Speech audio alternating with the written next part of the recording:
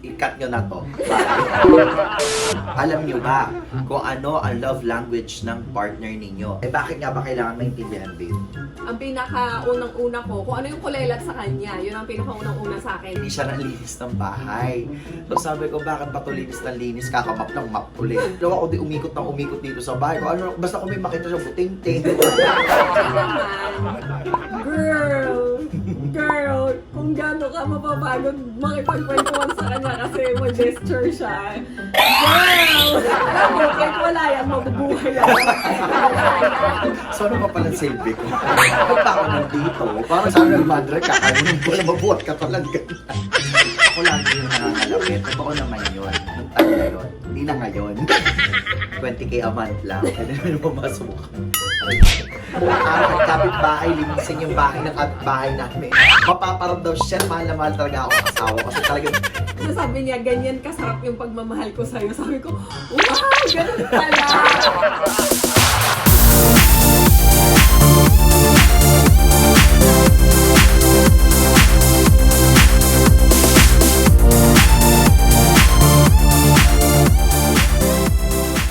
hello mga Ninskis at welcome dito sa aming bagong segment. And I hope you guys are also excited to watch this. And this is the first time na gagawin namin to na talagang informative at saka connected. Ganyan. Ang tagal ko na nare-request sa kanya to, yung gumawa ng mga ganitong klase ng video, di ba? Yung ang sarap kasi minsan makinig lang ng ganito, na may nagkukwento, tapos nakikinig ka lang, tapos nakaka-relate ka, and then suddenly meron kang mapipick up na mga thoughts na applicable pala sa buhay mo. So, ayan. On today's video, I'm so excited to talk about this.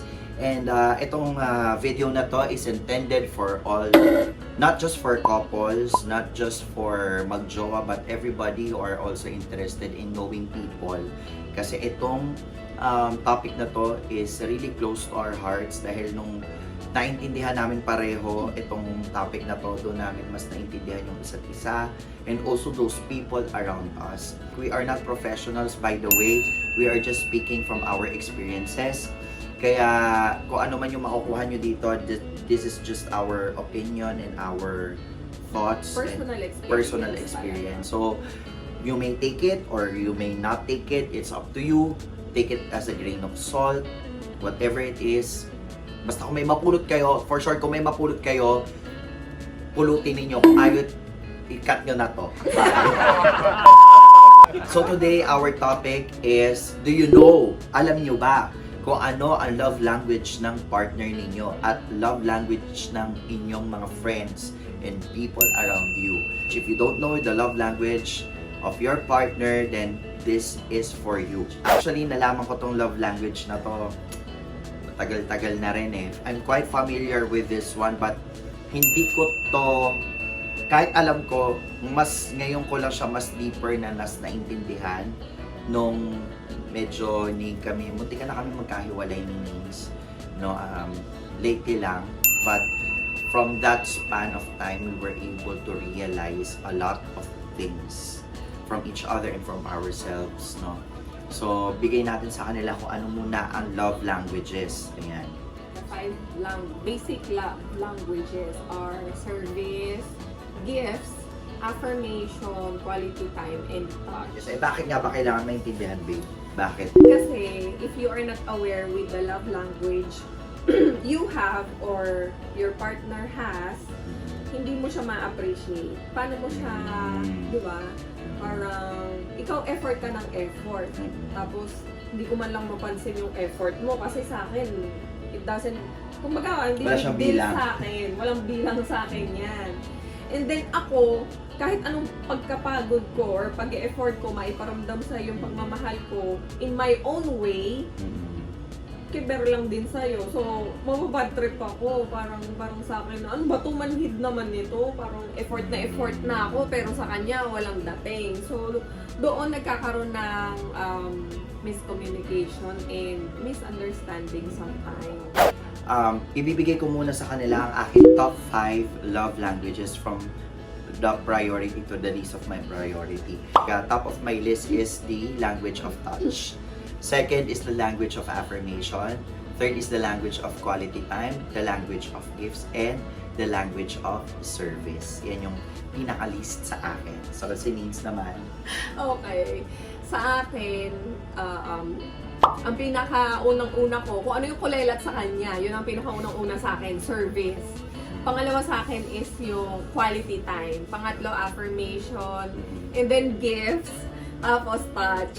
O, diba? Yung first sa kanya, Yan yung last sa kanya. last sa akin. So, paano kami nag-work? Oo. Paano kami mag-work ng ganyan? Explain muna natin kung bakit yun yung priority mo is yung sa'yo is service and akin Okay, touch. kasi naalala mo, di ba, kinuwento ko sa'yo, noong growing up, si mama, very busy talaga siya sa bahay. Tapos, ang daddy ko kasi is US Navy. So, every time na umuwi siya dito sa Pilipinas, kinukwento ni mama na dapat ang ulam pag lunch 3 putahe, sa dinner 3 putahe din. At hindi pwedeng maulit ang pagkain ng lunch sa dinner. Ganun katindi. Ganon katindi. Kaya daw naano siya noon, na puwersa siya, or hindi naman na puwersa, pero talagang nag-make ng effort si Mama Toyang na mag-aral at mag-explore when it comes to cooking. Kasi she needs to prep 6 types of dishes in a day. Wala pa dun yung breakfast and snacks. So, imagine, di ba, kung anong effort yun. So, tapos, lumaki din ako sa bahay na yung iyaya ko, si Ninang Letty, is masarap magluto. Minsan nga, magde-dinner, mga alas 3 pa lang, alas 4 pa lang nagpe-prepare na yun ng dinner. So, ganun sila ka-dedicated pagdating sa service. Ako naman, more on sa touch. Kasi growing up naman, yung love language ng parents ko sa akin, literal na touch, mayakap. Si mama ko kasi medyo mayakap, tapos ano rin yan, very expressive ng emotion.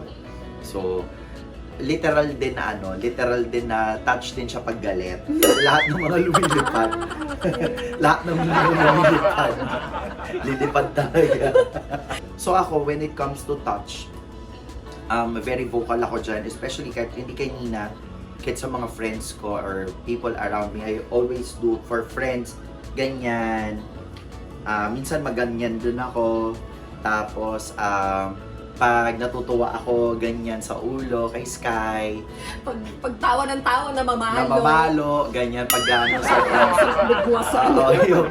Pag sobrang saya niya. Oo, pag masaya ako, lalo na pag lasing before, talagang lahat ng pwede ko mahampasin ko, gano'n. Very physical ako. Lahat ng salita niya, May galaw. may galaw. Ako yung napapagod sa kanya actually. Nung una nga, sabi ko, nung bago pa lang kami, tapos mas naging aware ako dun sa mga kilos niya. Sabi ko, nakikinig na ako kay Jet, napapagod pa ako kasi ang galaw-galaw niya. Ganyan. It's not just touch by hand. Sa aming magkasawa, ako ay more on, I'm on the sexual side. So, it's more of like that. So, ako, yung very showy, ganun ako mag-express ng love. So ano naman ngayon kung alam namin yung both love language namin, no? So for example, ako, naiirita ako sa kanya kasi linis siya ng linis ng bahay. So sabi ko, bakit ba ito linis ng linis? Kakamap lang, map ulit. Tapos wala siya ginawa, kundi umikot dito sa bahay. Kung ano, basta kung may makita siya, buting-ting. Tapos lagi nasa kusina. Ako, ayoko yung ganon kasi I feel like you're absent. Parang wala kang time sa akin, parang hindi ka nagbibigay ng attention, parang ganon. Parang ayoko yun kasi parang feeling ko Ibang bagay yung pinagtutuunan ko ng oo, parang ayaw mo kong bigyan ng panahon. Tapos pag hindi ko siya pinapansin, sabi niya, tutulungan, so gagalit siya. Tapos pag nagalit siya, sabi niya, napapagod ako. In the first place, sabi ko, bakit kayo kumilos na naman nag-uutos sa'yo? Girl, kung gaano ka mapapagod makipagkwentuhan sa kanya kasi ma-gesture siya. Girl! I'm telling you. Dumating ako dun sa point na sabi ko sa kanya, alam mo, kahit wala yan, mabubuhay ako. Pag naaalala ko talaga. Oo. Oo, ganon. Yung parang, pagod ka kalilinis sa buong bahay, may trabaho ka pa pala sa gabi. Ganon. So, ganun ang reception ko noon dati. Na parang, ano ba yan? Linis na ako ng linis dito sa bahay. Yung gabi na nga lang yung pahinga mo. Tapos, Pagurin ka may pa. duty ka pa pala, girl. Ganyan, May night shift. May night shift ka pa pala.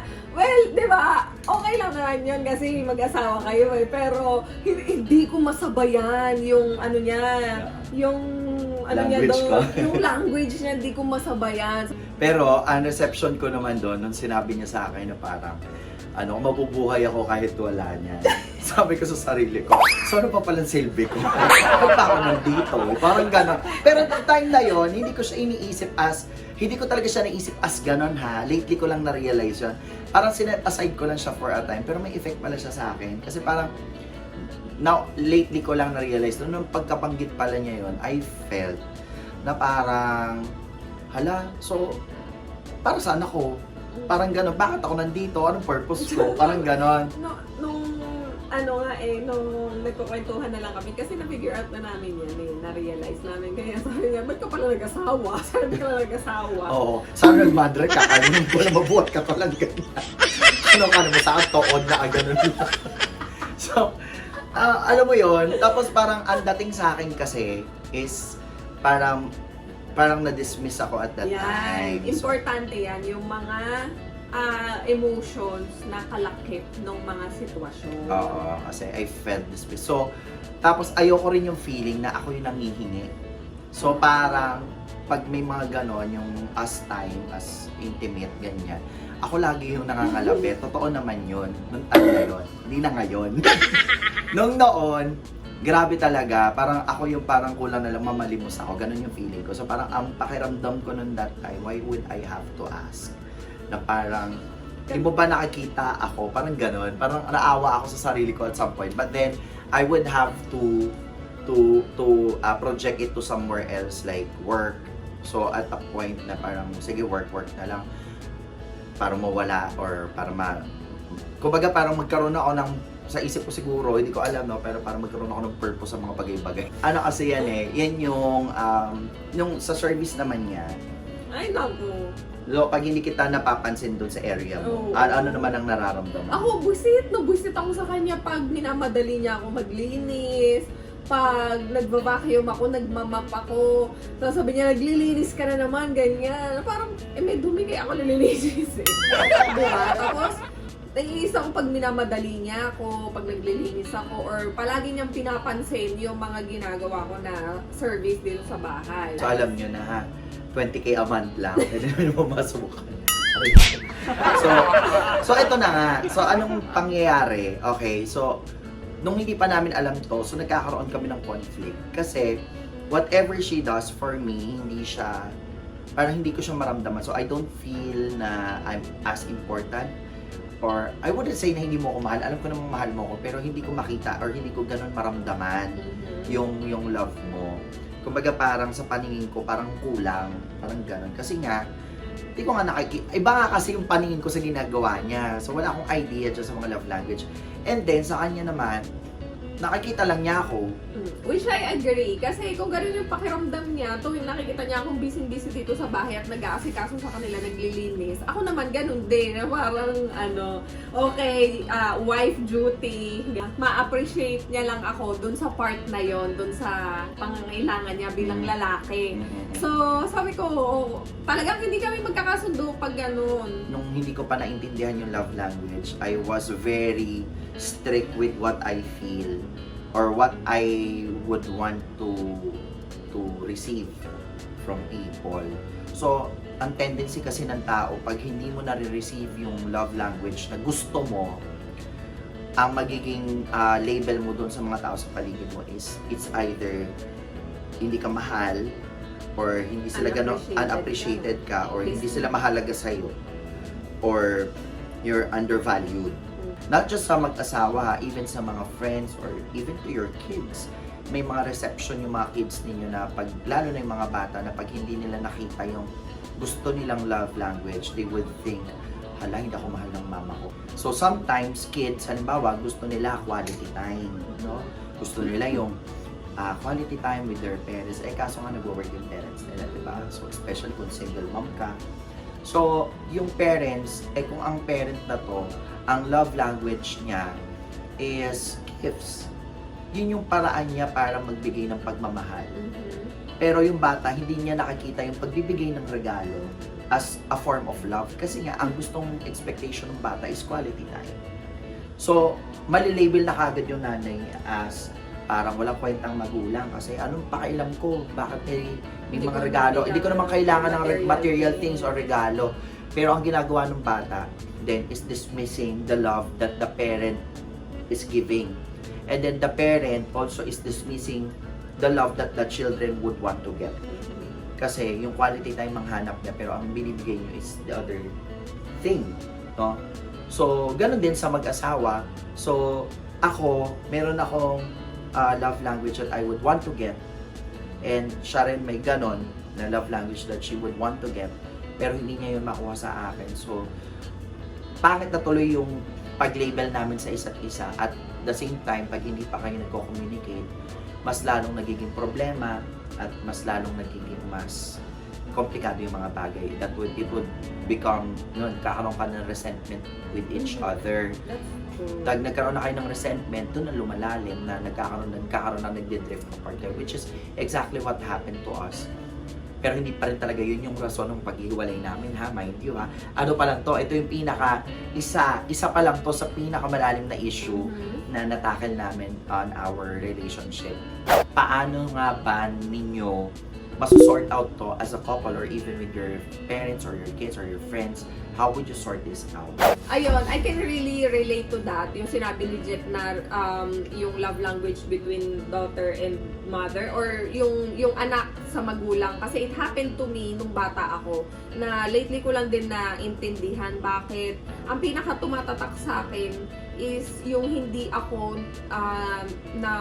hindi naging physically present, or hindi ako nabigyan ng quality time ng mga magulang ko that time.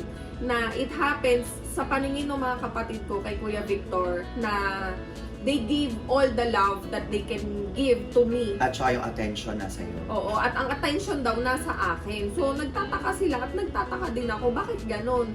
Sa kanila, positive yung naging relationship ko sa magulang ko at sa mga kapatid ko. Pero sa akin, negative yung imprint sa akin. And then there, I figured out na after namin mag-usap ni Jet, is magkaiba pala talaga kami ng love language na ni mama, especially ni mama at saka ni daddy. So ako, nung bata ako, as young as 6 years old, the only love language that I knew that time is yung quality time. Yun yung talagang kilala ko lang na love language. At gusto kong matanggap at maramdaman na love language. Pero that time, yung parents ko, ang ibinibigay nila sa akin is affirmation, service, and gifts.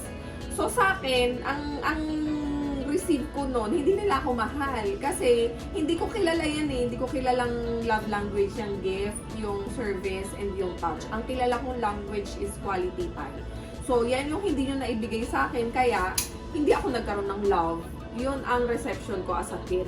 So, see how it really makes a big impact in your life, especially when you are kids. Kaya importante talaga na di-discuss to at nalalaman nyo kung ano talaga yung mga love language ng bawat isa. So, the question here is that, dun sa kwento ni Nins, ang question doon, nung nalaman niya na sa kanya is quality time, but the people around her is those three love languages. The question that I asked her is that, hindi ka ba talaga nila minahal? Nung tinanong ko yun, doon lang nag-sink in sa kanya na, ay oo nga, parang shocks. I was so, of course, bata, hindi naman natin siya masisi kasi 6 years old yan, no? Kumbaga wala pa yung sa hinagip ng isip nila yung mga gifts na yan, whatever. Ang mga kids are naturally wanting quality time and attention. Yung kailangan nandyan ka nararamdaman. Kaya nga, di ba, nagpapakarga, nagpapaklinis, presence talaga yung importante sa mga bata. So, tayo, ang binibigay natin yung hindi naiintindihan ng mga bata. Get? So, ang magiging reception tuloy, kaya habang lumalakas si Nina, may karoon siya ng resentment in a way kay Mama Toyang noon na parang hindi naman siya present. So parang I don't feel na mahal niya ako ganon. Pero nung napag-usapan namin tong love language, it was easier for her to accept Mama Toyang, not just Mama Toyang but everybody around her. Naging lenient siya kasi nung naintindihan niya, nung tinanong ko siya, mahal ka, tingin mo ba hindi ka ba talaga nila minahal? And ang sagot niya, minahal. Sabi ko, bakit? Kasi binigyan naman nila ako sa ibang language naman pala. So, di ba, parang hindi mo natin pwedeng i-discredit yung love language ng ibang tao just because hindi yun we yung- cannot receive Oo. the one that we are expecting na matanggap. So, ako, sa kapatid ko, alam ko sana nanonood yung ate ko, no? So, very close to my heart yung, bakit ako naiiyak? Hindi, kasi Kasi that is something na Oo. for the longest time fini-figure out niya ko rin. na hindi niya maarok yung kapatid niya. Ba't di ko siya maintindihan? Kasi ang layo ng gap. So, just when I thought, I realized, akala ko hindi ako mahal ng kapatid ko. Kasi nga, I was always looking for the language of affirmation. Yun yung love language na gusto kong ma-receive sa kapatid ko. Growing up, parang yung affirmation and yung validation. And yun talaga, may certain love language ako sa kanya na gusto kong ma-receive. All this time, since I was growing up, ganyan, lagi siyang gifts. So, nung bata ako, I had this vivid memory kasi nga, di ba, laking palo nga ako, touch, di ba? Laking palo ako ng mga lumilipad ng mga bagay-bagay. So, may one time, pumunta kami sa memory ko, hinatid ako ng ate ko sa school. Tapos, sabi ko sa ate ko, gusto ko pumunta doon sa parang bookstore sa tapat ng school ko. So, pumunta kami doon, tapos may tinuro ako. Sabi ko, gusto ko yun. Tapos, binili niya. Nung binili niya yun, tuwan-tuwa ako. So, ever since then, parang nagkaroon ako ng longing. Kasi maagang nag-asawa yung ate ko, ng ibang bansa. So, we weren't really had a chance to bond together and get to know each other. Until now naman, hindi kami ganun ka-close per se, pero I would say right now na mas naging lenient ako sa kanya, mas na-appreciate ko siya ngayon kasi all this time, pag umuwi siya galing US, halos naman every month nandito siya, lagi siyang mayroon talaga siyang ibibigay sa akin at gusto niya lahat ng mga tao sa paligid niya binibigyan niya kasi yun ang love language niya. So when I asked the same question na tinanong ko kay Nina, minahal ba, hindi ba niya ba talaga ako mahal? O insensitive ba talaga Oo, siya? or minahal ba niya talaga ba ako? The answer is yes. I cannot discredit my sister for not giving affirmation. Hindi niya yung language na, kumbaga may mga bagay kasi hindi niya yung mabibigay sa ngayon. Pero hopefully in the future, no? Pero yung love language, I wouldn't say na hindi niya talaga ako minahal kasi doon pala sa pagbibigay sa love language niya, sa paraan niya, naparamdam naman niya talaga sa akin yun. And ako naman, ang napaparamdam ko sa kanya is yung affirmation, yung support. So, mas madali, so from these stories no, na naririnig ninyo sa amin, once you will get to know the love language of your partner, that's when you will understand more. Nagkakaroon ka rin ng dynamics. So, doon na lumalabas yung appreciation. Appreciation. So, yung dating emotions na nararamdaman mo na insensitive, mapapalitan ng appreciation and gratefulness. Gratefulness, and gratitude. Kasi ako, doon ako nagkaroon ng chance to really understand, not just with my family and kids, no, si Nina, na nung nalaman ko na ang service niya is, yung love language niya is service, that's when I realized na, okay, so every time naglilinis ang asawa ko, mahal na mahal niya ako. So, kumbaga, hindi na ako naiirita sa kanya. So, at maglinis siya buong araw at kapitbahay, linisin yung bahay ng kapitbahay namin. Mapaparamdam, shit, mahal na mahal talaga ako ang asawa ko. Kasi talagang buong barangay ng Santiago talaga nilinis. Baka may kumatok dito, mapanood tong video, palinis ang bahay nila. Ganon.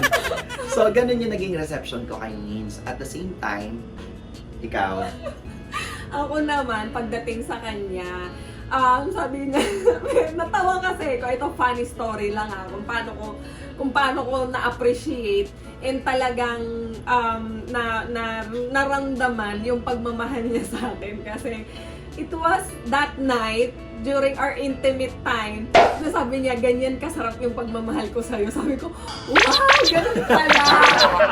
Seriously. Ako kasi, di ba, bilang level-headed person nga ako, sa akin, lagi akong logical mag-isip. Nung kinompare niya yon, sabi ko, okay, alam ko, ganito pala. Ganito pala akong kamahal ng asawa ko. So, doon nagkaroon kami ng pagkakaintindihan. So, paano nyo naman mapapayabong ang relationship ninyo after knowing each yung ano ninyo, language ng isa't isa? Ang ginagawa ko ngayon is yung love language niya is service, di ba? So ako, dahil yun din yung isang bagay na gusto niyang ma-receive, kahit hindi ko ugaling magserbisyo, nag-extra mile ako. I'm not doing the extra mile because I have to, but I'm doing the extra mile because mahal ko siya. So, pag manggagaling kasi yung gusto mo siyang mapasaya or gusto mo maging mas mag-grow kayo together. So, ako, nag-extra mile ako. So, what I did, tumulong ako dito sa bahay. I asked her kung may kailangan ka dito sa bahay, you let me know. Minsan, hindi pa niya sinasabi, maghuhugas na ako ng plato. Pagbaba niya, wala na siyang gagawin. So, ganun yung ginagawa ko. So, mapapanood nyo rin yan sa vlog, mapapansin nyo rin yan, na I was doing the stuff that she usually does for me, and yun yung ginagawa ko sa kanya. Na apparently, napakaganda kasi mas na-appreciate niya ako ngayon. Kasi, hindi na niya minsan kailangan magsabi or minsan hihingi siya ng tulong, magre-respond ako, ganyan. Dati kasi nagmamaktol ako kasi nga feeling ko... Masama sa loob. Oo, masama sa loob ko before kasi feeling ko nakakita lang niya ako pag kailangan. Pero ngayon, mas nagbibigay ako kasi nakikita ko na masaya siya. So, nag-gain lenient naman ako sa kanya at siya rin naman sa akin. So, nung pumunta ako sa kanya, kumbaga bahay niya yun yung love language niya yun So, may sarili akong bahay. So, ang ginawa ko, pumunta ako sa bahay niya. So, nung pumunta naman ako sa bahay niya at naramdaman niya yun, siya naman pumunta siya sa bahay ko. So, nandito naman ngayon ako na minsan kahit hindi ko nahingiin or dito naman din ako masaya kasi nabibigay niya sa akin yung love language ko without me asking, or minsan doble pa nga doon sa ini-expect ko minsan. Meron akong mga gusto din sa kanya na makita. Para sa akin, very inviting yun pagpunta sa kanya. So, yun, very inviting naman, di ba? So, yun wala naman. nang pahinga. Meron naman. Pahinga ka ngayon, 7 days. So, ayun. Talaga. Hindi. So, ang point lang naman doon is that for you to be happy is to really understand your partner. So, ang key points lang dito is to understand your partner. Maging lenient ka dun sa partner mo sa mga bagay na hindi nila maibigay sa'yo. And also, exerting extra effort doon sa kanilang love language na gusto nilang ma-receive. Kasi once na na-feel ng partner mo yung love language na gusto nilang ma-receive, without you parang nauobliga ka or nafe-feel mo na parang napipilitan ka lang, ay hindi na syempre maganda yun. Pero dapat ibibigay mo dahil mahal mo yung asawa mo. At pag naramdaman nila yon, sila rin yon, magbabalik din sila sa'yo without you even asking. So, yun yung parang nakita namin, parang siguro as of the moment, yun yung nag-work sa amin. Natatouch niya na lahat nung love language ko. Kumbaga, yung mga tank ko ng love language, nalalagyan niya yan lahat. So, ganun din ako sa kanya. Napupunuan ko yan lahat ng love language tank niya. Kaya, mas naging madali sa aming dalawa kasi mas na-appreciate namin yung isa't isa ngayon. And very excited kami actually na, makipagkwentuhan. This is just one part of the talk that we will be sharing with you guys. And I hope na natutunan kayo sa amin ganito kaikli, no? And I hope you can share this one to all of your friends, couples, and to everybody who might be interested to watch this kind of talk. If you find this helpful, please keep on watching. Subscribe to our social media accounts, TikTok, Facebook, YouTube. Ayan, after you guys hearing our story and our experience, kayo, ano naman yung love language nyo at ng partner nyo? Make sure na i-comment nyo yan sa baba para naman ma-explore din naman namin yung iba't ibang dynamics ng ibang mag-couple outside our relationship, di ba? Kumbaga. So, yun. So, thank you so much for watching this video, guys, and we hope to make another one. So, see you guys. Bye.